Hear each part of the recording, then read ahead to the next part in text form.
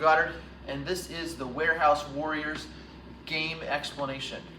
We've got a little bit of introduction, and then I'm going to bring you over here to the board to show you what it's all about. We want to give you an idea just about how an actual warehouse or distribution center works.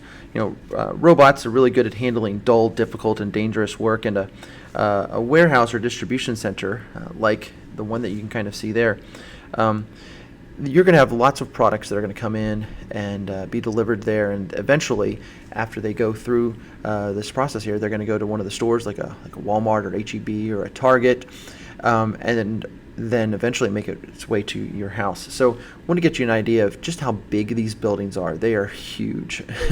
And if you look inside, you can see these are all the receiving docks where the trucks have come in from the outside.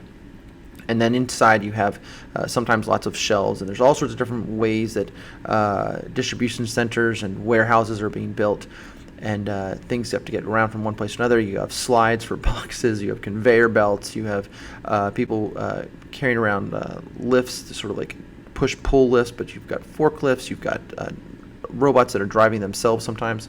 So lots of really neat things going on inside of a warehouse. So if we were to kind of like track the progress of products that are coming in, so maybe from an individual factory, or from maybe like the dairy farm or the meat packing plant, or a place where maybe like a factory where they would make toys or something like that, they're going to have a truck that's going to load here. And from the distribution center or warehouse's perspective, this is a receiving dock. This is where they're receiving the merchandise. From there, it eventually makes its way inside that warehouse to a packing station, where sometimes you have humans getting the products and putting them into boxes. Sometimes you might have robots doing that. All sorts of different ways that you can get the products that have been delivered, get them into the boxes, and get them ready to ship out. So this is a picture of a packing station. All right, so at that point, you've got the different products, the different merchandise. They're in boxes or they're in totes, and they're going to be moved back and forth around the factory, maybe using conveyor belts, like I mentioned earlier, maybe forklifts. I've got a picture of a forklift right over here, and on the back you can see it's got a propane tank. You've got lots of different types of forklifts. A lot of them are propane powered, and so that's actually going to play a role in our game. Also on that box, we might go back just a second here. You can't really see any labeling on these, but at some point that the warehouse needs to know what's inside and where is this particular item going, and so they're going to put some sort of label on that. Lots of different ways that can happen, and then it's going to go out to the loading dock, where it's going to go onto one of the trucks, and then that's going to go to one of the stores. Maybe it's a Academy, maybe it's Kroger, or wherever that happens to be. And then you will go to the store and you'll buy it. So pretty much anything that you buy at a store at one point, even if it's a Walgreens or CVS or any one of those stores, they all have their own distribution centers, their own warehouses, which bring the product in, sort it, label it, and then send it out to all of their other stores. One of the big things in workplaces like that, where you've got lots of heavy machinery, where you've got lots of things that are dangerous, is that sometimes you have things that can harm humans, and maybe that's corrosive, or maybe that's something that's extremely flammable. So there's different safety procedures that you're going to have to take care of that, and we've got some elements of that in our game. And there's also a government, I'll say, agency that oversees a lot of the health and safety aspects of a workplace, and that organization is called OSHA. It stands for the Occupational Safety and Health Administration. And a lot of times, if you're working at one of these locations, you have to be trained, you have to be OSHA certified. So that's just a quick overview of how a warehouse or a distribution center operates. Now let's get to how you're going to simulate that in our game competition. All right, so now I'm going to kind of explain to you the board layout in terms of the setup, okay? So just like an actual warehouse or distribution center, we've got all of these capsules here sort of representing locations where a truck would pull in, okay? These first 5 over here are the receiving dock. So you have maybe trucks have come in and they've brought meat, represented here by these 5 red Legos, or milk with the blue Legos, maybe toys with the yellow Legos, plants or vegetables, and then, I don't know, maybe flowers or something nice over there. So you've got 5 Legos, all the same color on each of these first 5 slots. You also sometimes have to deal with hazardous material. That's represented by our dice, on these 2 east-facing arrows. Okay, I'm just going to kind of move you around the board so you can kind of see everything, and then I'm going to tell you how you're going to earn points. Okay, right here on this arrow, we have cardboard discs, and they've got a number on them, 1 through 5.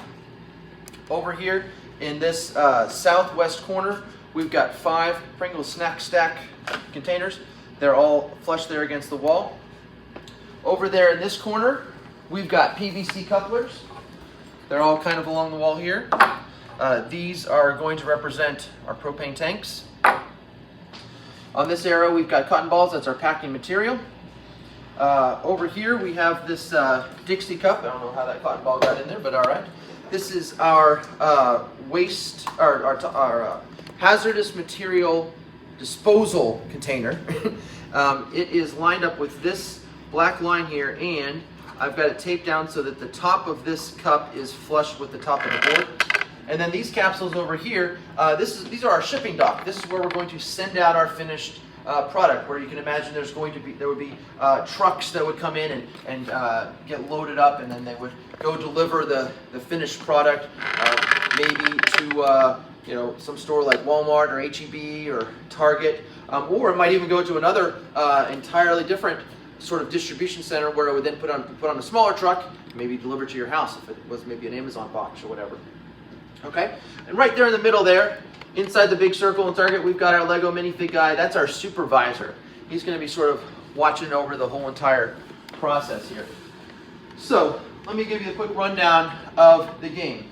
So in this game, you have this rectangle here representing the robot maintenance shed.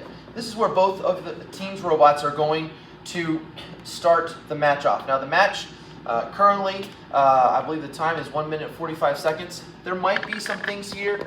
I'm not going to get too much into the details on the points and other things like that, because you're going to be able to find all that information in the manual. And there might be a couple of updates throughout the season here of that manual. So all the information though that I plan on sharing with you right now is not going to change.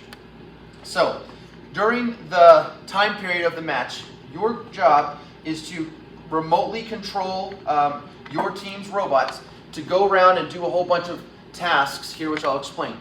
At an actual contest, your team will be paired up for the match with another team. You'll have what's called an alliance. Okay. Now these are clearly not robots. I don't want to give you any ideas, but they're going to kind of be our robot stand-ins for right now. And the basic idea is, with your team and the other team allianced up, you're going to try to do as many of these challenges and tasks as possible, and then when the match ends, we will score it. Okay. At the same time, there will be another 2 teams that will be allianced up, operating over here in this arena. But there's really not going to be any crossover. There's really not going to be any pieces flying back and forth. And if there is any interference, then our referees will actually remove those pieces. But you can think of it more in this year's game as let's work together to try to make some money. Let's try to get the product, get our merchandise shipped out on time and in the right locations. So I'm going to kind of walk you through what that process is going to look like. So when the judges say go, then the main idea is to gather up as much as these items as you can, for the most part, and bring them to this square right here. This is the packing station, and your team is going to have one person on the remote control, and you're going to have another one of your team members right here. Anything that comes into this square, you can pick up and move. Any of these different game pieces, you can even pick them out and put them on the table outside, okay? Or put them into a box or something like that. You can remove them and you can put them right back there on that square, okay? However, you cannot pick up, move, or touch the robot, okay? You can pick up the pieces, but you can't interfere with the robot. If you do need to interfere with the robot, if you do need to touch it, then your driver is going to have to bring the robot back to the robot maintenance shed, where then your teammate can manipulate or move the robot around. So let's just go ahead and start playing the game, so to speak. So time says go. We're going to grab all this merchandise, whatever it happens to be, and the robot is going to bring it over here. And Zach, come on in here. I'm going to have you sort of acting as our packing consultant here. Go ahead and just start pulling all those out as if you were one of the students. The robot is going to come around here. It's also going to grab these shipping labels. Obviously, you're going to have some sort of mechanism to do that. My hand will suffice for right now. While all the shipping labels are. Also, I don't know how you're going to do this. That's kind of the challenge. You're going to bring these totes or containers over here. Hold on the package just for a second, Zach. Also, as I make my way over here, you're going to try to bring the packing material over here to our packing station. All right. Oh, try to get everything up there. And then the idea here is that we're going to try to fulfill orders. Okay. So I'm going to show you what one complete order looks like. All right. So a one complete order means one of each color of Lego. Now, what colors you put over there is kind of your choice, but it needs to be 5 separate colors, and on each one of these original slots, as you saw a minute ago, they all need to be the same color. So for instance, all green, all red, all blue, all yellow, and so on and so forth. When you, the idea there is that sort of simulating maybe someone came from the dairy farm, the truck from the dairy farm brought all the milk, the truck from the meat packing plant brought all the meat in there. And so what we're going to do, since we're going to send one of these containers out to an individual store, maybe H-E-B or Walmart, then we need to make sure that we've got one of each one of those items. One package of meat, one box of toys, one pallet of milk or whatever. So you're going to have to put one of each one of those for a full and complete order into one of those containers. Go ahead, Zach. And then to make sure they don't mess around with each other, don't smash and break or whatever, we've got 2 cotton balls. Then we're going to put the label on top, okay? Put it back into the square, the packing area, and the robot is going to have to bring it over here to the proper shipping dock, okay? Now, the numbers make a difference because you've got to make sure that the label here corresponds to the right slot or shipping dock. So from right to left, this is slot 5, 4, 3, 2, 1. So this one happens to be on the exact correct slot. It doesn't really matter the orientation, as long as this is somehow on the black or on the interior white, you're good to go. The shipping label as well, that might end up going inside. We're okay with that. We're not going to be real, picky on the fact that it has to be right flat on top of that. That's not a big deal. But you would get points, and you can look at the game manual and the score sheet to see exactly how many you would get for 5 Legos, 2 cotton balls, and a shipping label. If you have some sort of lesser version of that, maybe you just had the Legos and the shipping label, you get fewer points. If you have that but without the shipping label, also again fewer points. What I'm concerned right now is how do you earn the maximum number of points? So the way you would do that is, of course, you're going to have 2 robots that are going to be here. You're going to have up to 2 people that are standing right here doing the packing. Zach, give me another container. So we're loading up all of the containers. We're driving them and bringing them over here. Hopefully that label's not, oh, that's number 5. I'll make sure that's over on slot 5. And here's 4. Now, that's going to be a lot of back and forth there for one of the robots. You want to make sure that you don't accidentally knock over the supervisor. Oh no, we've now worked 0 days without an accident. Now, if you can bring him back and you can kind of heal him and then somehow push him back to the center, you go for it. Okay, that's totally legal. But if he falls down at the end of the time, at the end of the match, if he is not standing up by himself in that, what I call it, target, then you're going to lose some points. Okay? Now, what are some of the other things that the other robot's going to be doing here? Or you could be splitting the time, your choice.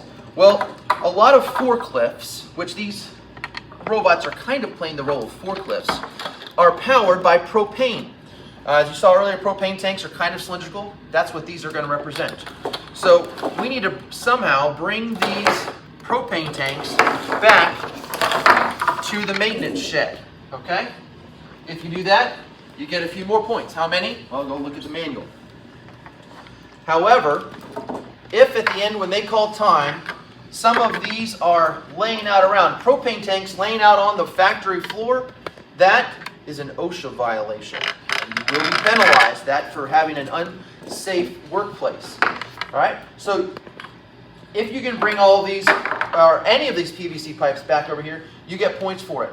You even get some extra bonus points if you're able to put them, I don't really care how, on top of your robot before they call time. Time we call hands up, and we just kind of see how many are there. Points for them inside the rectangle, points for the robots actually parked inside the robot maintenance shed, and points for however many of those PVC couplers make it on top of the robots. The last sort of task, which obviously you'd have to do before it was over, is you've got to dispose of this hazardous waste. All right, so you can't pick it up, you can't touch anything that's out on the mat. The only place where you can actually interact with anything is the rectangle and the square. So somehow your robots are going to have to bring them back. You can load them up over here, load up that hazardous material, and take it over here to the, I don't know, you're going to put it somehow in there into that hazardous material disposal unit outside of the factory. So you're going to kind of take care of that and then hopefully get back over here before time expires. Okay? So as you can see, lots of things to kind of keep your robots busy. It's a minute 45 remote control the entire time. All right? And the idea is hopefully before you even come to the table, you've talked to the other alliance, the other team that you've been paired up with, and you've kind of made some sort of plan or a strategy. Okay, we're going to do this or we're going to do that, and you're not just sort of talking about it. Don't let the first time you have your conversation be while that counter is going. You want to have a little bit of a game plan. So anyway, this is the Warehouse Warriors robot game for this year. I'm super excited when we see y'all come to the competition. Good luck with your team, and we'll see you in the spring.